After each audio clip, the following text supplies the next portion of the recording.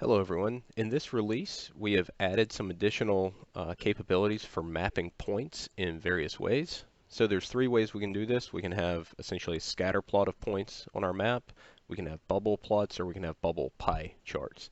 So previously, as you are probably aware, we had these pre-generated cumulative production bubble pies that were available from your production data just off the load, but we've enhanced this capability quite a bit, and so I just wanted to share that with you today. So the first thing we've done is we have created a way to make bubble pies here with a single value. And with these, what you do is you select your layer type to be a points bubble plot. You select your points file. You tell it the lat and the long columns and the column that you'd like to map and the color. Optionally, you can filter the data to something like a specific formation, and then you can display that on the map. And the points here are scaled to the value of the property. The second type that we have here are, this is the scatter plot of points. So essentially, we're just putting a symbol on every point.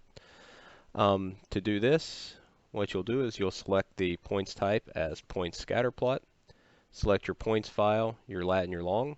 You'll select the symbol shape that you would like and the fill color for it. And once again, you can optionally filter this. And then you'll get that shape everywhere where there's a data point here in the map. And then finally, we have the production bubble pie maps.